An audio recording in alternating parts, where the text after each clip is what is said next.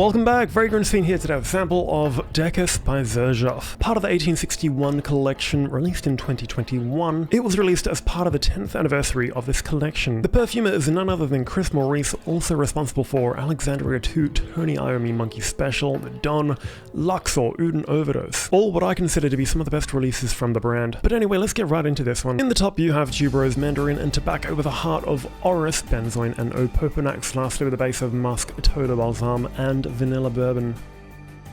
Such an incredible fragrance. This is just unbelievable. Definitely not everyone's cup of tea. I mean, I do prefer Naxos and Renaissance myself, but it's definitely a little more polarizing as well. It does open quite floral orientated. Obviously that tuberose does add a bit of a mintiness to it. That floral accord definitely isn't for every guy out there. It's very unisex, and it's so bizarre to see tobacco as an opening note as well, and you can smell it in the opening. It's very prominent throughout that entire dry down. While the mandarin adds a very mild citrus note to the mix, this is a really great example of multiple notes in the opening, all distinguishable from one another. You can smell everything that's going on in it, which is really impressive. This is definitely one you have to be patient for because the tuberose does not last long at all. If you don't like that opening, I think you might like the dry down, because that's when it really becomes a scent of its own. So it's only been about 2 minutes and that tuberose and mandarin have evaporated quite quickly. Not that I consider it a bad thing. It's a really impressive opening, but it's very short-lived. As it develops, those resins really jump out at you. Benzoin is a note I absolutely love. I did a review on Le Labo's Benzoin 19, which primarily features the note of benzoin, and I gave that a 10, as well as Santoris. I may have given that a 9, but I'm biased. This features notes I absolutely love. The heart does become a little more cloudy in contrast to the opening, which is a lot more clear. Then it begins to gradually mesh into those base notes. Although the fragrance is arguably quite sweet, it's far from cloying or too much. Often when I see vanilla bourbon, is usually always so overdone to appeal to those gourmand lovers. The muskiness is also quite minimal as well. If you were to sum up this fragrance and it's dry down with 3 individual notes, it would be the tobacco, benzoin, and the vanilla bourbon. It's one that never really stops evolving. It's just so full of layers and textures. It's very complex. Opening's a little more fun and playful with that tuberose and mandarin, then it becomes a little more serious as the resins develop, and in the base it becomes a little more mysterious, deeper, and darker, but not too dark to rule it out of not being a summer scent. All the notes in unison provide a really unique dynamic between one another, making it a perfect signature scent. It has certain qualities that definitely make it appropriate for a date scent. It's not the most loudest fragrance in the world. It does have reasonable projection and really good longevity, but I'd still say it is workplace safe, so bonus points for versatility and